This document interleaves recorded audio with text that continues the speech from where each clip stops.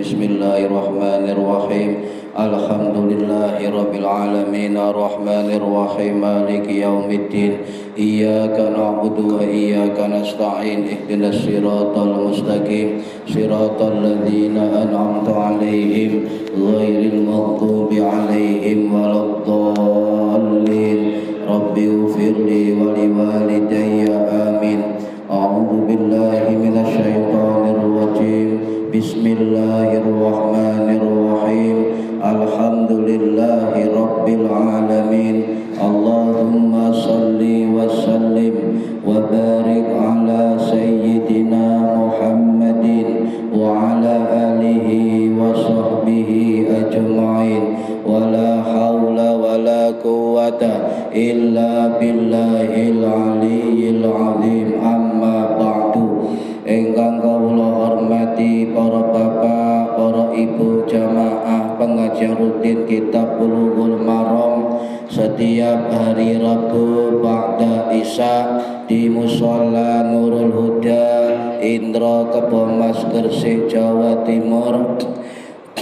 Mudah-mudahan khususipun ingkang hadir fi hadal majlis dan umumnya yang mendengarkan atau menonton via online mendapatkan barokah, manfaat, maslahah, wa ni'mata, wa salamah, wa sa'adah, wa syafa'ah fid dini wad dunya wal akhirah. Amin ya rabbal alamin. Monggo diniati ngaji golek ilmu lillahi ta'ala. Para hadirin ingkang minulya, hadis ingkang 191 nggih. Halaman iki ngapunten lali gak ngecas rekaman ini kok.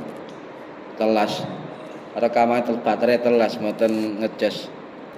Tes satu. Tes. Langsung kula pateni.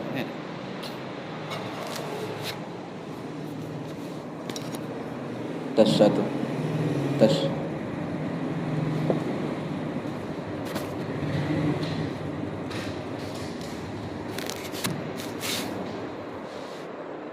Tes satu.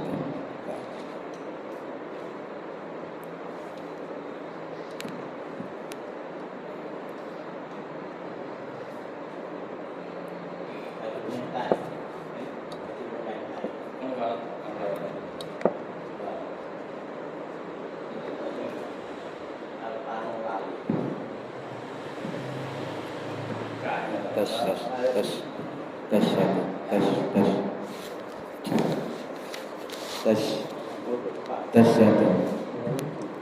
Tes satu dua. Para hadirin ingkang minulya, halaman 55 hadis yang ke 191. Hadis 191.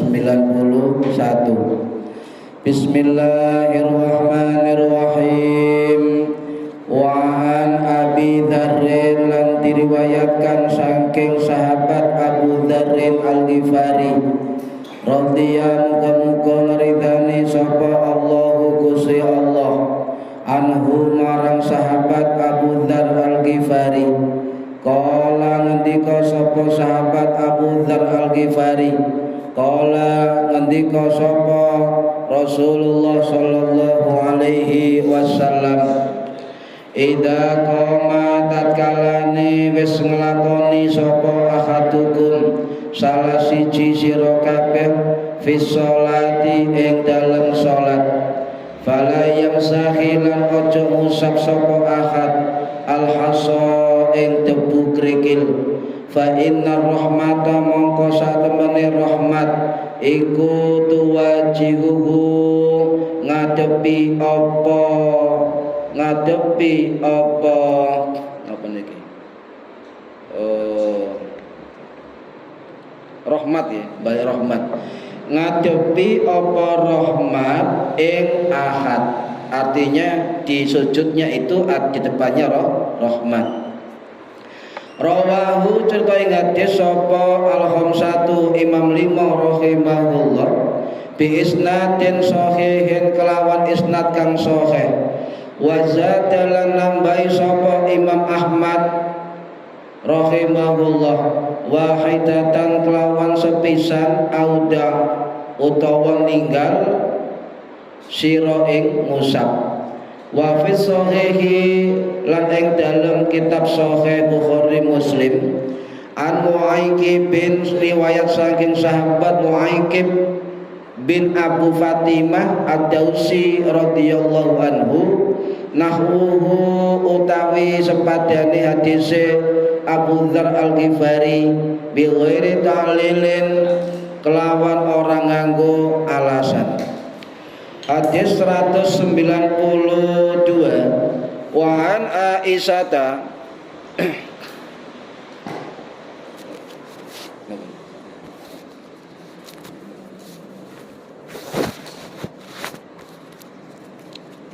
soalnya ini syutingannya gak ngecas kula langsung mas selawatan gak dicas langsung mati nih bang rekamannya.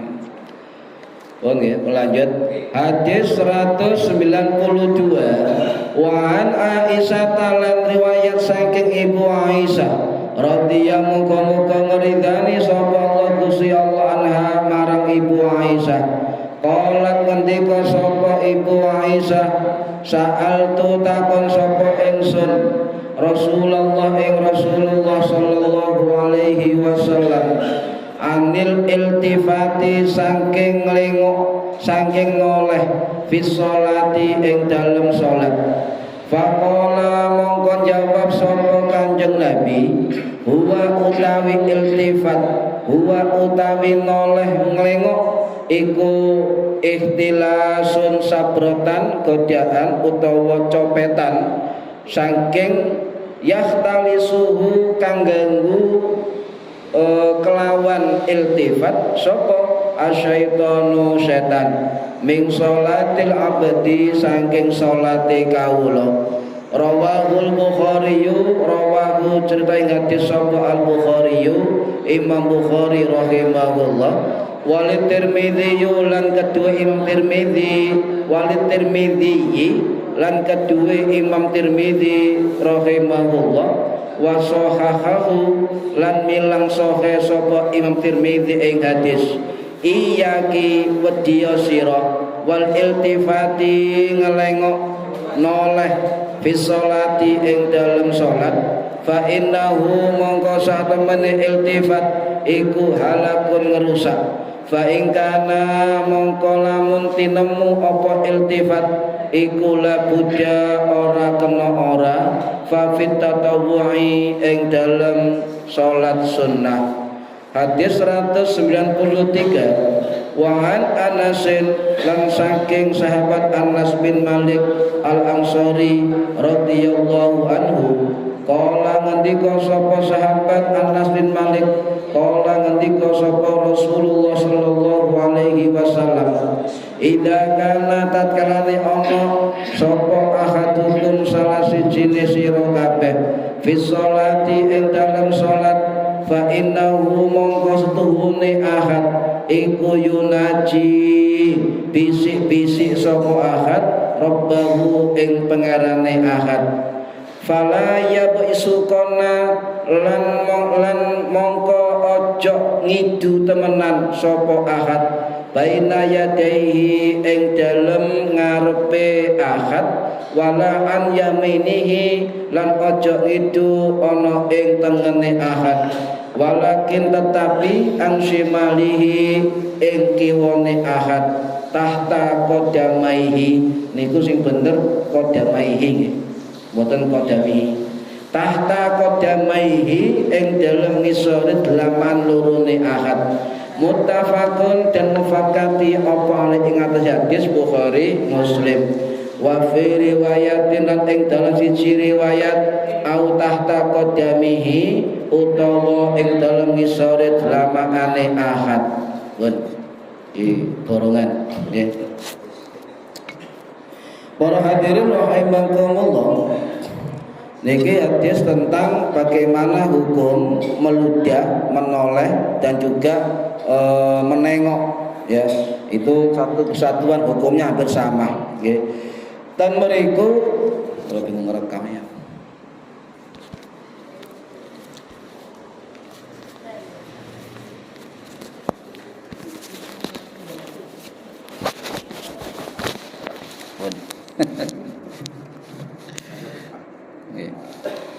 Tamuriku wonten riwayat hadis 191 sahabat Abu Dzar Al-Ghifari radhiyallahu an, nggih. Menapa nggih? Syutingane tadi trouble. Sekali-kali mun syuting nyeting Gusti Allah nggih. Tamuriku wonten sahabat Abu Dzar Al-Ghifari atau dalam nama aslinya Jundub bin Junadah Al-Ghifari ingkang wafat tahun 652 Masehi di Rabadah, Arab Saudi. Nggih. Beliau termasuk kelompok sahabat as-sabiqunal awwalun, orang-orang yang pertama masuk Islam. Pinten jumlah sahabat as-sabiqunal awwalun? Menurut riwayat dua, satu riwayat saking Imam Ibnu Hisham rahimahullah sing wafat tahun 833 Masehi di Mesir, dalam kitab Asyirah An-Nabawiyah jumlah as-sabiqun awwalun menurut beliau jumlahnya 40. Menurut Imam Az-Zahabi rahimahullah sing wafat tahun 1388 Masehi, dalam kitab Syiar A'lamin Nubala beliau mengatakan as-sabiqunal awwalun itu sahabat jumlah 50. Cuma guru kula milih sing masyhur pendapat pertama, yaitu as-sabiqunal awwalun, sahabat yang pertama masuk Islam 40. Nggih, niku dari guru-guru kita milih sejumlah 40. Pun para hadirin rahimakumullah, suku Ghifar niki adalah suku di pinggiran Mekah, ya. Niku suku yang tukang rampok. Suku yang tukang ngerampok orang-orang pedagang atau orang yang kaya raya. Jadi sebenarnya nyon sewu Bu, cek semerep Robin Hood semerep semua nggih. Robin Hood penjahat sing ngerampok tapi kanggo wong fakir miskin. Sabenere Robin Hood itu sudah ada zaman Kanjeng Nabi, nggih menika sahabat niki Abu Dzar Al-Ghifari. Sebab sahabat Abu Dzar Ghifari niki ngerampok-ngerampok wong sugih-sugih sing pelit-pelit. Untung saiki gak ono Robin Hood. Untung gak ono Robin Hood, ana Robin roti kopin. Lah niku akhirnya suwe-suwe niku Abu Dzar Al-Ghifari nggih niku ngerampok ya dikumpulno dikekno wong fakir miskin, ngerampok dikumpulno dikekno fakir miskin. Suwe-suwe sanubari dia itu berteriak menantang, "Lho kok lek ngene terus maka enggak tenang uripnya." Kemudian beliau mengalami titik balik kesadaran, menyepi dari kaumnya. Kemudian adiknya yang bernama Anis Al-Ghifari itu seorang pedagang juga, melewati kota Mekah, pulang ke suku Ghifar, cerita nang cacae, Mas, nang Mekah ono wong apik, nabi baru sing cidek lan nyideki wong miskin. Lah cocok iki ngoten. Abu Dzar ngomong cocok iki ya. Akhirnya dia berkelana langsung menuju Mekah sendirian, syahadat dan ngarepe Ka'bah kowar-kowar ditawur kali suku Quraisy. Kemudian ditolong oleh Abbas bin Abdul Muthalib, ditolong ojo iku kepala suku Ghifar. Kuwate perang mangke antara Ghifar dengan Al-Quraisy. Nah, jadi Robin Hood itu nyun sewu Bu, walaupun zaman sok wonten Robin Hood, ya, Abu Dzar Al-Ghifari niki termasuk mantan pelaku Robin Hood. Wonten kan ngerti sampean. Jadi film barat-barat Robin Hood itu sudah ada dalam sejarah Islam, yaitu sahabat Abu Dzar Al-Ghifari radhiyallahu an. Dan akhirnya beliau masuk Islam, dan kemudian beliau itu kembali ke sukunya, dan keluarga besarnya itu banyak yang masuk Islam. Tetapi beliau akhirnya meninggalkan sukunya dan ikut hijrah kepada ke Madinah, mengikuti kanjeng Nabi Muhammad Sallallahu Alaihi Wasallam. Sebenarnya beliau sahabat di sukunya kaya raya, tetapi beliau sudah kadung Robin Hood, maka dia memilih jalan kefakiran, jalan kemiskinan untuk bisa mendalami lan ngidiki kanjeng Nabi lan mondok di Ahlus Suffah di tepi Masjid Nabawi. Coba menjenengan Pak, misalnya soge merene senau terus memakai jalur kemiskinan, purun dah. Angel ya. Lah sahabat Abu Dzar niki memilih dengan sadar tentang jalan kefakiran, jalan ke kemiskinan ya. Lah para ulama mengatakan salah satu sahabat pelopor dari sufi tasawuf yang tidak menyukai duniawi adalah sahabat Abu Dzar Al-Ghifari ya. Niku beliau termasuk ulama sahabat, sebab merawikan kurang lebih 281 hadis dan 30-an hadis diambil oleh Bukhari Muslim dalam kitab Sahih mereka. Niku diambil dalam Sahih. Lah kemudian beliau tidak mau, Pak. Beliau tidak mau ketika berjuang itu membantu fakir miskin, duafa dan orang-orang yang dizalimi itu tidak mau dibayar apapun. Bahkan ketika beliau wafat pesan, kain kafanku jangan diambil dari orang-orang yang upahnya dari pemerintah dan orang-orang sombong. Ya, ini nggak mau. Jadi beliau memang betul-betul berjuang untuk penegakan atau pembelaan kaum duafa, kaum fakir miskin. Akhirnya beliau terkenal sebagai pelopor gerakan LSM pertama yang peduli terhadap pemberdayaan fakir miskin. Jare sapa LSM gaul zaman Kanjeng Nabi wonten. Jadi Abu Dzar niku kemudian pindah ke Damaskus, pindah ke Mesir, balik Damaskus, balik ke Madinah, ya, balik kemudian netep di Rabatah Arab Saudi sampai wafat. Itu pelopor gerakan advokasi, pembelaan dan pemberdayaan kaum miskin. Pun wonten niku menan sejarah niki aja diwolak-walik, nggih, pun wonten. Ana kitabe lho waca piyambak dan kitab Syiar A'lamin Nubala karya Imam Ibnu Katsir rahimahullah, nggih. Kemudian beliau ikut perang penaklukan kota Mesir yang waktu itu kota Mesir di bawah kekuasaan Romawi Timur, di bawah Panglima Amr bin As. dan juga tiba perintah komando Umar bin Khattab pada tahun 641 Masehi dan dimenangkan oleh pasukan Umar bin Khattab. Akhirnya Mesir diambil alih oleh pasukan Muslim. Dan kemudian para senopati panglima perang itu dikei tanah oleh Umar bin Khattab, termasuk Abu Dzar Al-Ghifari dikei tanah awombo hektaran, tapi beliau menyatakan amma. Bu, sampai dikei pemerintah tanah 1 hektar, emoh apa gak? Monolak ya.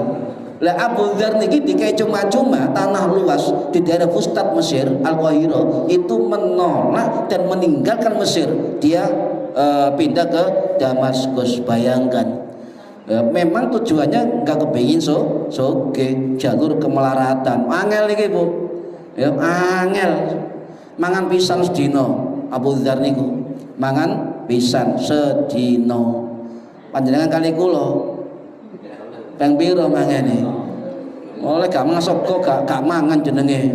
Ana iso mangan ketan ngoten takoki wong, "Bu, pun sarapan?" Dereng. Lho kok durung? Ya iso mau sampun ketan. Napa duae? Wong Jawa iku lek sarapan iku ukurane sego. Dereng sarapan, dereng enjing wong tek roti sabal. Padha wae niki. Dan niki nggih, jadi beliau makan 1 kali, sering puasa sebenarnya, ya. Kemudian beliau ketika pindah ke Damaskus Damaskus, waktu itu gubernurnya pada masa Khalifah Utsman bin Affan, gubernurnya sahabat Muawiyah bin Abi Sufyan. Sing wafat tahun 680 Masehi nggih di Damaskus. Itu mengkritik habis, Pak, sahabat Muawiyah sebagai gubernur. Diparani no omahe no istanae. Muawiyah wong kalah senior nggih kali Abu Dzar. Sampai niku gubernur gak tepak ngoten. Coba sampai ana pejabat gak tepak wani mboten, langsung parani ngoten. Sampeyan gubernur gak tepak, mengapa? Sebab sampeyan sekarang mendirikan istana hijau Al-Khidra. Terus saiki miliaran ngoten nggih.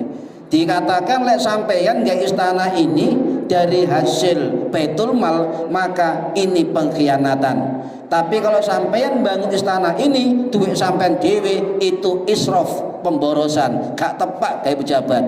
Oh, tidak boleh mewah. Beliau mengatakan pejabat itu harus sederhana, tidak boleh kaya. Lek sampeyan jadi pejabat, ojo arep-arep sugih. Bu, bojone pejabat ojo arep-arep sugih. Sebab lek ana pejabat sugih dipertanyakan. Kepengin sugih dadi bisnis pedagang niku. Oh, lek ana polisi titel apa? Seret loro balok, lah kok duwe Mercy. Dipertanyakan. Oh, mungkin warisane? Ya mungkin saja, ya. Tapi kita tetap harus hati-hati, nggih. Kemudian di Damaskus beliau membentuk gerakan pro kemiskinan, nggih. Jadi mendirikan pro kemiskinan, gerakan fuqara du'afa untuk bisa bergerak mencari penghidupan yang layak. Kemudian ada kebijakan Utsman bin Affan yang menetapkan Baitul Mal sebagai pengelola keuangan negara untuk PNS seluruhnya di wilayah kekuasaan Islam. Yang paling nggak setuju Abu Dzar Al-Ghifari. Dikatakan sampai ngedekno BMT Baitul Mal wa Tamwil misalnya, maka saya khawatir orang-orang sekitarmu adalah orang-orang yang nggak bisa dipercaya, dan saya khawatir kebijakan Baitul Mal ini di lapangan banyak perampasan harta dari kaum muslimin. Kebijakannya bagus, meneruskan Umar bin Khattab, tetapi sekeliling Utsman bin Affan banyak brutus-brutus yang menggerogoti kekuasaan Islam. Banyak orang munafik. Dikhawatirkan Abu Dzar begitu, ya, gak nyampe fakir miskin, khawatir. akhirnya di Damaskus membuat gerakan-gerakan ya yang banyak pengikutnya, banyak kelompoknya. Akhirnya Muawiyah niki gak nyaman. Gak nyaman, Pak. Tambah ke apa? LSM tambah gede. Lapor ke Utsman bin Affan, Khalifah, iku lho bolomu jenenge Abu Dzar gawe kekisruan, kegaduhan, fitnah antar sahabat lagi, fitnah gaduhan kebencian kepada pemerintah yang sah. Akhirnya dipanggillah Abu Dzar ke Madinah. Abu Dzar bener enggak? Wis sak arep sampeyan Khalifah, percaya ya monggo, gak percaya monggo. Wis ngene ae lah, ayo tetep nang kene nang Madinah, tak dadat penasihat Khalifah. Bu, jenengan Pak, jenengan tawari presiden, nang kene ae, sampeyan dadi One Pres, bayaran 50 juta sahulan. Purun mboten? Purun. Abu Dzar mboten purun, tidak Khalifah, gak paten ke dunya ngoten. Wis aku njaluk siji mawon. Apa? Izinkan saya hidup di Bukit Robadah, bukit tandus di perbatasan Mekah Madinah. Ya Allah, pancen pengen melarat pancen iki. Gak kepengin, aku kepengin omah sing gedhe mboten. Aku izin menempati Bukit Robadah, jaraknya sekitar 400 kilo saking Mekah Madinah. Ya, niku tandus Pak, luar biasa. Aduh dinding. Dan akhirnya kanjeng Nabi dawuh kata derenge, Abu Dzar, awakmu teko ijen, engko uripmu ijen, matimu ijen. Tapi nanti jasadmu akan diurus oleh orang-orang soleh dari Basrah, Irak. Temenan, akhirnya beliau wafat ya, dan juga anak yang perempuan disuruh melihat di bukit ada sekelompok kafilah dipanggil, dan kafilah inilah dari Basrah yang menguburkan sahabat Abu Dzar Al-Ghifari di kota Robadah. Jadi ono kota jenenge kota Robadah, Arab Saudi, itu pendirinya adalah Abu Dzar Al-Ghifari. Ya. Niku Pak, jadi beliau sangat luar biasa dalam memperjuangkan hak-hak kaum miskin dan duafa waktu zaman semono. Ya, sudah ada.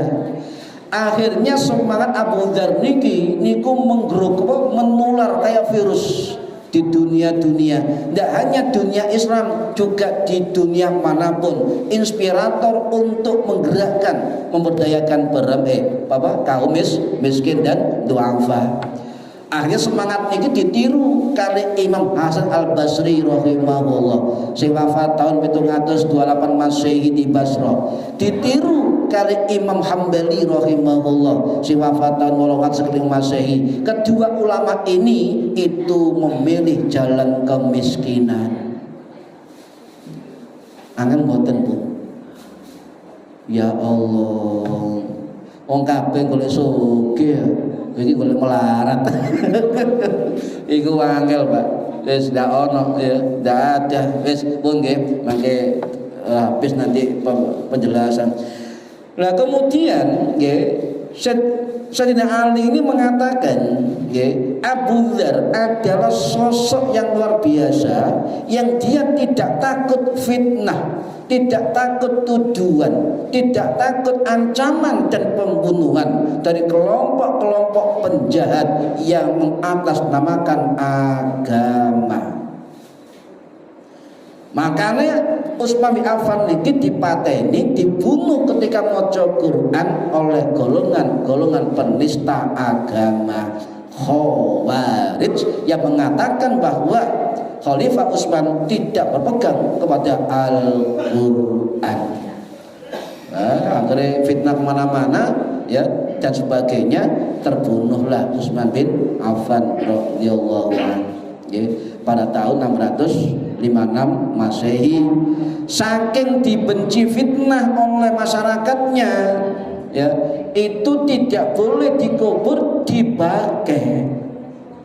Bayangkan Bu, presiden difitnah dengan gerakan-gerakan politik Khawarij. Jadi wong sing tukang makar, wong tukang fitnah, tebar kebencian, benci ambek ulama, ya, iku Khawarij. Sudah ada zaman Kanjeng Nabi, wis ono zaman Utsman bin Affan. Bahkan yang membunuh Umar bin Khattab, sing mateni sinten? Utsman bin Affan dan yang meracuni sahabat di Madinah. Ratusan sahabat diracun oleh kelompok tersebut, kelompok Khawarij. Makanya harus waspada, harus waspada. Loh, lek sampean sunnah Nabi kencengan mereka, sampean sholat hajat, sholat tahajud, wah kencengan mereka, ya awak dhewe dianggap gak kenceng, ya makanya dianggap salah. Bon nggih. Jadi intinya Abu Dzar Al-Ghifari adalah sosok Robin Hood pada zamannya dan juga beliau pelopor gerakan egalitarian di dunia. Oh, dunia Pak. Cuma sampean nggak nyampe informasinya nggih. Nama Abu Dzar ini sudah tercantum dalam sejarah kitab-kitab sosialisme di dunia. Nggih. Cuma jeneng itu Abu Dzar, Abizar ya. Abizar. Bon, hadis masuk hadis. Idza qama ahadukum fis shalah, ya, ketika orang telah melakukan sholat, ya, fala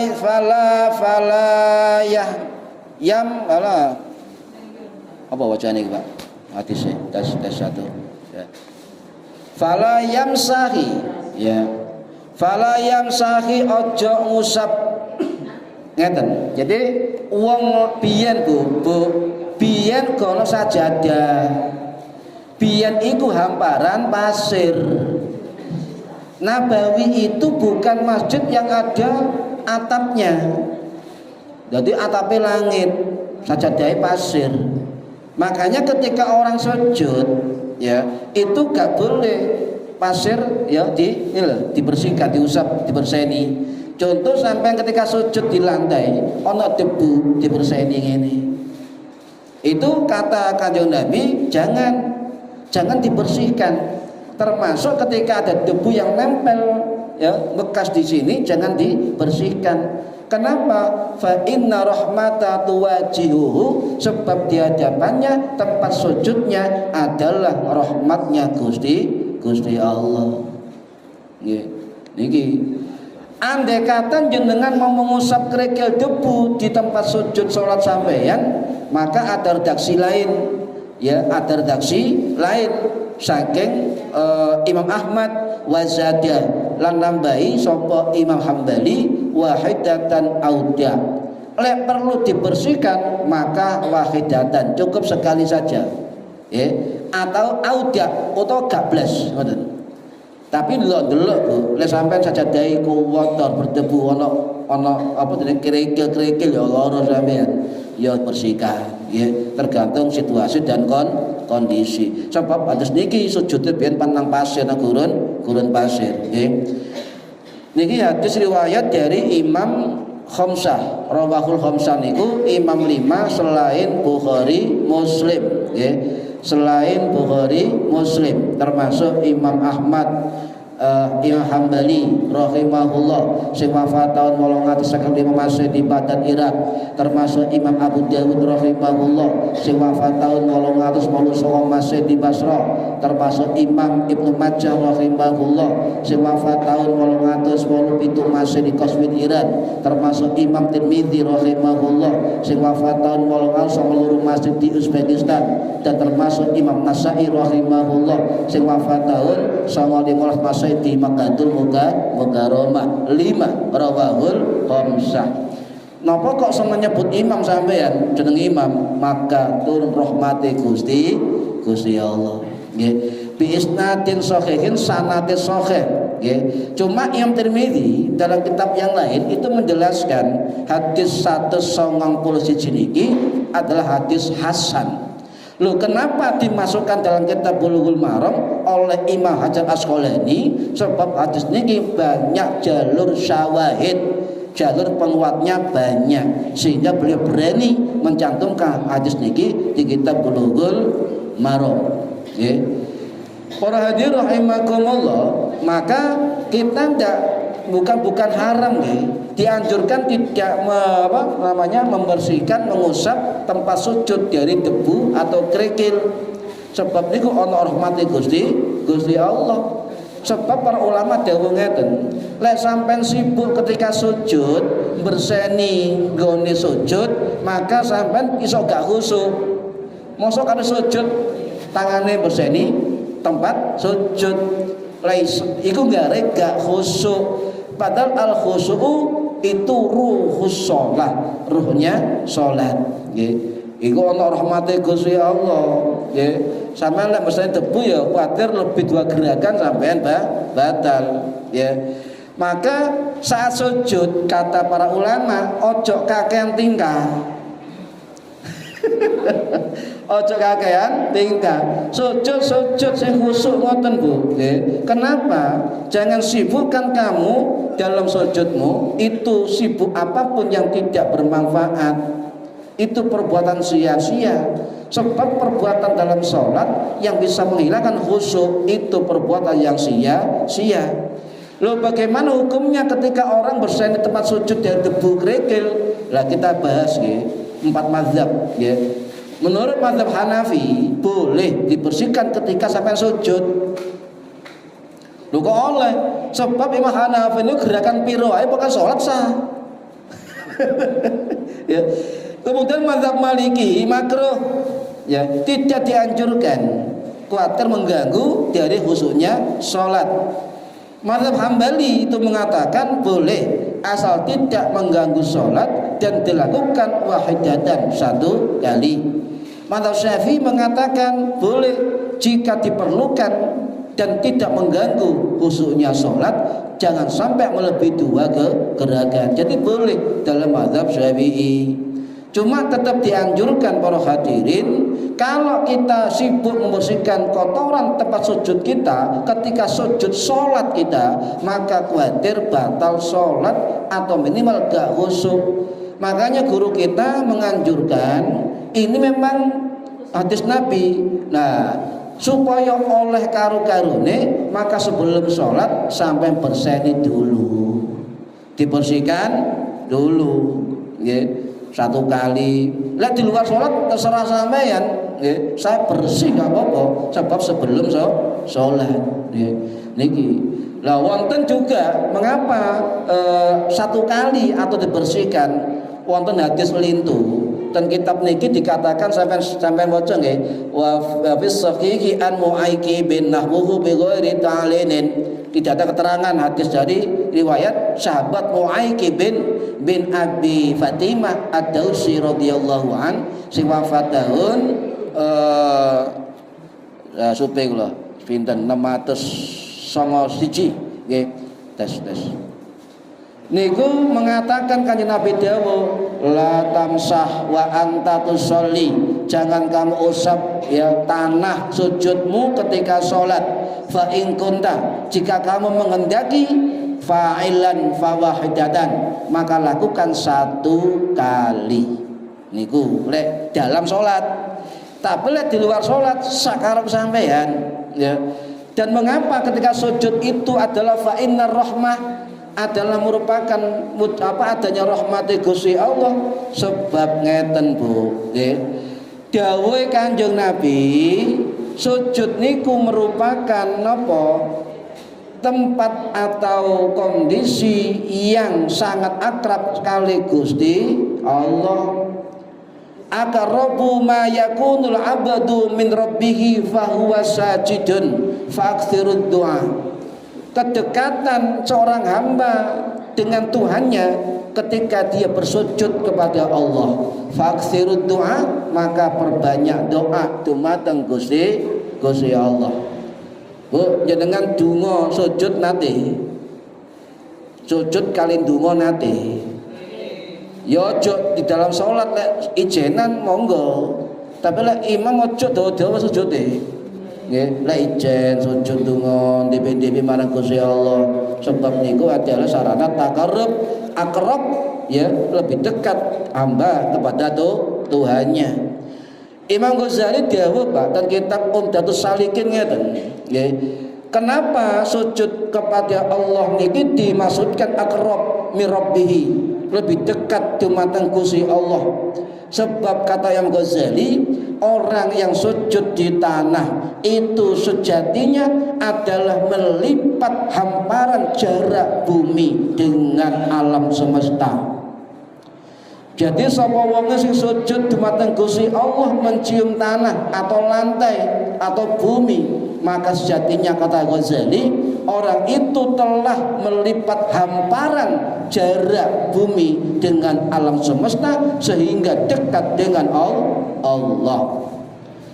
Dan juga yang kedua kata Imam Ghazali, wong sujud iku apa? Menghapus jarak dengan Allah.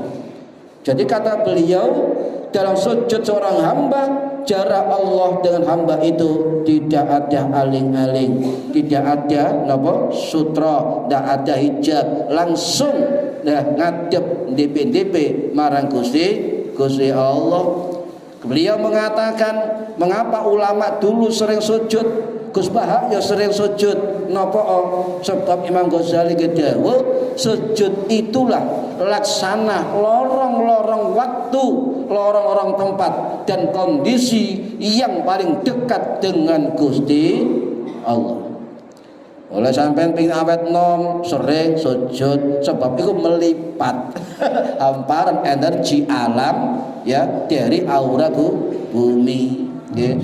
Bahkan sujud niku adalah sarana taqarrub, sarana tawadhu, sarana munajat, sarana derajat. Sapa sing ping derajat luwih dhuwur saking liyane, maka lebih merendahlah ya untuk sujud di hadapan Allah. Semakin orang merendah di hadapan Allah, maka kata Imam Ghazali, dia akan semakin tinggi derajatnya di hadapan Allah Subhanahu wa taala. Lho kenapa, Bu? Bumi niki saksi benjing. Nggih. Kula jenengan ngaji niki ten ndukuri bumi nggih. Nggih, bumi niki. Niku benjing saksi ten hadapan Allah.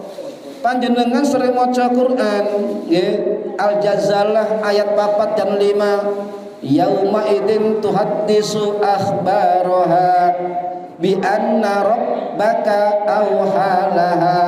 Artine apal surate gak karo artine. Pada hari itu yauma idzin tuhaddisu akhbaraha, pada hari itu bumi menyampaikan beritanya, akhbaroha, ngabari sapa apa bumi, bi anna rabbaka auhalaha, karena sungguhnya Tuhanmu telah merintahkan yang demikian itu pada bumi. Dijawab ten Yasin ayat 12 kabeh apal niki. Inna nahnu nuhyil mauta wa naktubu ma qaddamu wa atharahum wa kulla syai'in ahsaynahu fi imamin mubin. Napa artine? Medeni niki artine, Bu. Nggih. Sungguh kamilah Allah, kamilah yang menghidupkan orang-orang yang mati, dan kamilah yang mencatat apa yang telah mereka kerjakan di atas bumi dan bekas-bekasnya. Allah nyatet apa yang kita kerjakan di atas bumi, dan Allah melihat bekas-bekas ya di atas bumi. Wa atharahum, bekas-bekas mereka. Lah, ulama-ulama menafsirkan yang dimaksud wa atharahum adalah banyak kebaikan di atas bumi. Yang kedua, banyak sujud di atas bumi, dan tidak meninggalkan satu tempat pun dia kecuali meninggalkan bekas-bekas kebaikan kecil apapun. Niki, berarti jadi saksi bumi niku, dados saksi kebaikan kita. Sebab nopo? Itu adalah saksi kita nanti di hadapan Allah Subhanahu wa taala. Coba dihitung sedina pirang sujud Bu jenengan. Sedina pirang sujud? Wis 5 waktu wis wajib pinten? 17. Sak rakaat 2 sujud, berarti wonten 30 papat sedina. Sampeyan hitung, sampeyan salat umur 3 tahun, 5 tahun sama saiki pirang sujud? Tahu ngitung, Bu? Nanti ngitung. Terus gampang anu mulai kelas SD lah sampai saiki. Itu pirang puluh ewu dina, ya, sampeyan hitung peng piro mau? 34. Tuh. Pirang juta sujud sampeyan sejak kecil sampai saiki. Nah, jangan khawatir. Nah, ini semakin optimis kita. Oh, ternyata sujud kita akan direkam oleh bumi dan dilaporkan kepada Allah bahwa itulah jejak-jejak kita di atas bumi. Sering sujud nang ndukure bumi, mangke kita ditandur jero bumi. Sujud kita akan menerangi alam kubur kita. Sebab kakean sujud. Itu dimaksud aris sujud, duduk batu ireng gosok kaya wajan. Ya Allah, ireng ngepal, saya mau nggih, ireng ngapal kali ireng napa? Ireng gosong beden, benten niku. Coba men, ono sing ngapal lah, kaya Pak niku ngapal kan. Tambah ireng gosong ae borokan niku lho. Iki ya apa sujud ndukure wajan mungkin ngene. Ketatap wajan. Lho, nggih. Kiai-kiai ono sing ireng batuke beda. Kiai-kiai itu ngapal, paham nggih? Bedakan batu ireng ngapal dengan batu ireng gawenan. Nggih. Bon niku jadi kita ini disaksikan oleh bumi, nggih. Hadis 192, nggih. Ibu Aisyah takon dumateng Kanjeng Nabi, sa'altu Rasulullah anil iltifat fis shalah. Aku takon nang Kanjeng Nabi tentang hukum menoleh dalam salat, ngelengok menoleh dalam salat. Nabi dawuh huwa ihtilasun, itu adalah korupsi setan, ya, godaan setan dari sholatnya seorang hamba. Al-iltifat niku nopo? Iltifat niku artinya noleh, ngelengak-ngelengok, mbuh noleh ndukur, mbuh noleh ngisor, mbuh noleh nengen, sementing toleh itu iltifat, ya, digudo kali setan. Makanya jangan hati-hati sadurunge sembayang mongkone apa kok maca surat An-Nas. Qul a'udzu birabbin nas, malikin nas, ilahin nas, nggih. Apa ana dalile, apa ana dasare? Kula sanjangi yang pertama kali menganjurkan maca An-Nas sebelum salat adalah Imam Al-Ghazali rahimahullah. Kemudian diteruskan para ulama-ulama setelahnya. Napa kok diwaca An-Nas sadurunge salat? Bukan karena bid'ahnya, bukan. Kita mengambil faedah An-Nas itu adalah pager dari godaan setan. Setan sing gaib bisa dipageri, sing tembus setan das ireng. Iki ana surate iki. Nggih. Para hadirin rahimakumullah, ya. Memalingkan wajah niku hukum itu pundi, nggih. Kalau sekedar menoleh pisan niku makruh. Ya, niku makruh. Kecuali panjenengan ono hajat. Ono hajat contoh, ibu-ibu salat, anake dekek pinggire, nggih. Putune dekek pinggire. Allahu Akbar. Bismillahirrahmanirrahim. Enggak apa-apa. Sebab ada hajat, ya, ono hajat. Jenengan sholat no masjid ijenan, dia kayak HP no sebelah, khawatir HP ini hilang, bolak-balik noleh HP. Allah Akbar, si ono, sami Allah, si ono, waya sujud, Allah Akbar amblas. Makanya ojo kakean noleh, ya, dijogok setan das ireng. Niki hukumnya makruh nggih. Hukumnya makruh sebab apa saja yang bisa mengganggu kekhusyuan salat hukumnya makruh, nggih. Hukumnya makruh, nggih. Kalau lebih 2 kali maka batal. di dalam mazhab Syafi'i niku batal kecuali jenengan ono hajat. Nah, dalam kitab Fiqh Sunnah karangannya Sayyid Sabiq Atihami Al-Misri rahimahullah sing wafat tahun 2000 Masehi niku dawuh pernah Kanjeng Nabi niku ketika sholat noleh kemana? Noleh di atas bukit. Kenapa noleh di atas bukit? Sebab Nabi memerintahkan satu pasukan untuk menjaga di perbatasan bukit ditoleh. Ngoten, ambek ngawasi, Pak. Menapa? Sebab ana tujuan, ana hajat. Nggih. Misalnya sampai ngeten, Allahu Akbar. Ana liwat. Srit. Allah sami Allah liman hamidah. Srit. Suwe-suwe melayu. Opo iku? Niku alhamdulillah Bu. Jenengan oma iku ana kaya srit ngoten nggih. Srit.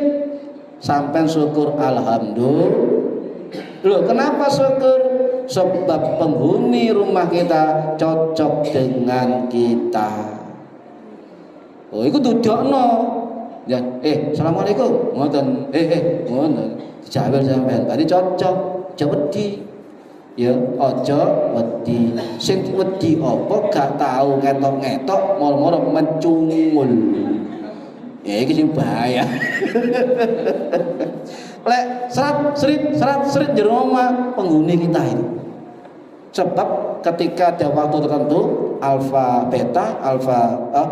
dan beta waktu energi itu kadang-kadang bertempetan itu kita serit itu kan itu nggak usah wedi biasa nih ya malah men seneng om aku ana penghuni ini alhamdulillah lah malah penghuni ini konco liya gak wani Bu ana sing menggoni gak wani sampeyan syukur alhamdulillah ana kacoe ngoten nggih.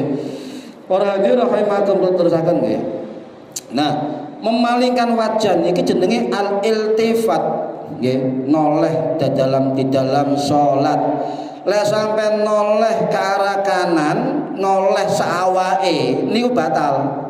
Ana noleh ngeten to, ndase tok ngeten nggih, ngiwa utawa nganan. Ana noleh saawake sampai muter iku batal. Sebab apa? Dada kita ukurannya adalah kiblah. Mas Syafi'i ini ngeten, sing dimaksud mustaqbil kiblah ini. Kalau ini sudah muter, berarti dia sudah tidak mustaqbil kiblah, maka batal. Syaratnya tidak terpenuhi. Noleh biasa mawon, lirik-lirik ngoten. Cuma yang paling parah ketika kita noleh itu kata Kanjeng Nabi Gusti Allah ya noleh kok sampean. Sapa sing toleh Gusti Allah gak delok sampean ngoten. Sing paling parah malih ngoten. Sing lek noleh awak ndas tok noleh itu sudah biasa manusiawi, kadang refleks nggih. Tetapi yang paling bahaya adalah hati kita iltifat. Gak eling Gusti Allah. Noleh sapa Gusti Allah. Hati-hati, angel itu. Mosok sembahyang kok mikir soto sampean. Lah iki berarti iltifat atine. Untung bukan syarat salat. Lho, seru nggih salat nggih. Dadi ati kudu mikir Gusti Allah terus. Lah sampean gak eling berarti iltifat ati. Noleh saking Gusti Allah niki. Lah pandangan kita harus di tempat sujud itu anjuran sunnah nggih. Di tempat sujud masuk sampai no petengan, masuk sampai nyun sewu tunanetra, sampai ngarepe Ka'bah, sampai dimanapun berada, sholat jenazah pun itu dianjurkan mata kita memandang tempat sujud. Niki kitab Fathul Mu'in karangannya Imam Zainuddin Amalibari rahimahullah sing wafat tahun 1596 Masehi di India. Dianjurkan. Sebagian ulama mengatakan ketika tahiyat, ya tahiyat awal, tahiyat akhir, ada yang mengatakan ndelok driji ngacung. asyhadu an la ilaha illallah didelok ambek matahe boleh, sebab itu ada dalilnya nggih. Jadi hadis 193 idza kana ahadukum fi shalat fa innahu yunaji rabbi fala, tidak boleh meludah, fala yabzuqanna, tidak boleh apa ngidu nggih. Di dalam sholat sampean boleh ngidu, boleh asal tidak membatalkan sholat ya. Tapi ngidu ini ojo di depan, ojo sebelah kanan, leso sebelah kiri, angshimalihi wala ayyaminihi ya, wala bayna yadayhi. Tidak boleh depan, enggak boleh samping kanan, enggak boleh, sing boleh samping kiri ya. Cuma lek ngidu ya, lek ngidu aja, lek ana banyune ya aja ditenang lemai lantai masjid. Sampean boleh begini, diusap dengan lengannya. Lek ngidu perkara was-was ngene kayak ngidu ya angin ini, itu meludah sungguhan enggak boleh ya. Kenapa dulu soalnya enggak ono sajadah jadi noleh, tapi delok-delok Bu, jadi kan lek itu delok sebelah kiri masih oleh ana wonge wegah. Nggo mari ngaji hadis oleh ngidu ngiri, sing gak oleh ngidu ngarep, ngidu kanan, ngili oleh, ngisor oleh. Lah, ngisore ana wong turu, mangap pisan. Ya Allah, hati-hati ya. Merem salat ya Allah, merem ngono kan. Ana wong turu mangap pas ngidu sampean. Ya Allah qadamihi, di bawah kaki enggak apa-apa. Cuma lihat-lihat dulu kondisi nggih niku. Lah riwayat lain mengatakan nggih. Jadi nyun sewu Pak, salat niku munajah nggih. Salat niku munajah. Munajah niku napa? Bisik-bisik dumateng Gusti Allah. Contoh ya subhana rabbika bihamdi, subhana rabbika biasa dengan Gusti Allah. Rabbi firli warhamni wajburni warfa'ni warzuqni wahdini wa'afini wa'fu anni. Niku biasa munajat dumateng Gusti Allah. At-tahiyatul mubarakatus sholawatu thayyibatu lillah, termasuk munajat dumateng Gusti Allah. Komunikasi kali Gusti Allah, berhadapan dengan Allah, tawajuh marang Allah. Tidak boleh sembarangan ya, gak boleh sembarangan. Yang dilarang panjenengan ngidu di musola masjid dengan sengaja, haram itu, sebab mengotori masjid. Lah sampai di luar sholat ngidu-ngidu sembarangan di dalam masjid, maka berlaku ahkamul masjid, hukum-hukum masjid, maka hukumnya haram ya, hukumnya haram. Jadi meludah di luar, bahkan ya tentu saya meludah di luar sholat pun sampai bendino yang ngidu yang saya Pak nggih, diatur para ulama. Jenengan misalnya lungguh terus ngidu cuh ngono, nah ngulon ngadep ngulon ngidune niki diperingatkan kali imam-imam rumiyin. Salah satunya Imam Al-Qalyubi Asy-Syafi'i rahimahullah, sing wafat tahun 1650 Masehi di Mesir. Dalam kitab Hasyiah Al-Qalyubi wa Umairah, beliau mengatakan wa yukrahu al-busaqu kharija shalah, meludah itu makruh di luar salat, qibala wajhihi mutlaqan wa li jihatil qiblah. Jadi makruh walaupun sampai tidak sholat, tapi itu makruh meludah berhadap kiblat. Paham nggih? Makruh yang itu ngadap kiblat, tidak boleh, makruh.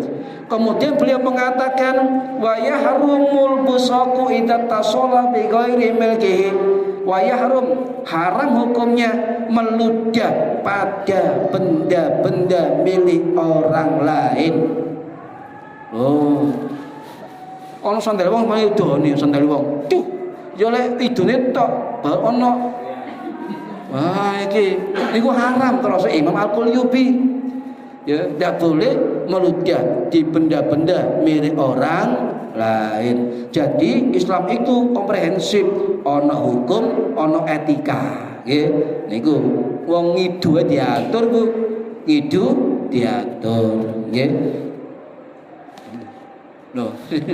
Nggih, wonten sampun nggih. Orang talet misalnya sholat sih ya. nggih. Seliten lah. Seliten kok akun kamu bisa. Ditelan kan nggak boleh. Mengganggu bacaan kami itu bisa. Boleh. Asal gerakannya sampai 2 kali. Kita pakai pendapat Imam Nawawi sebab ketika kita nyusawu, ya, kita gatel saja. Satu, yang bergerak jangan ininya batal panjenengan. Karena tangan, kepala, tubuh itu anggota besar, ya. Makanya bergerak jari-jarinya. Misalnya, cek, pun ya, nempel, ini nempel. Berapapun gerakan asal jari-jari tidak masalah, paham ya? Kur ya, ngeten. Ojo ngene, ayo batal. Gerakan besar namanya, ya. Nah, ya, gini, boleh. Sama dengan itu. Nah, kalau mampu menahan di lidah dan mengganggu bacaan, itu boleh pelan-pelan dikeluarkan dan diambil, ya, digosokkan di sini boleh. Nah, Imam Nawawi dawuh sing dimaksud satu gerakan itu adalah ketika mengangkat dan menurunkan tangan dihitung satu gerakan. Paham ya? Niki Imam Nawawi. Gak begini 1 2 mboten. 1.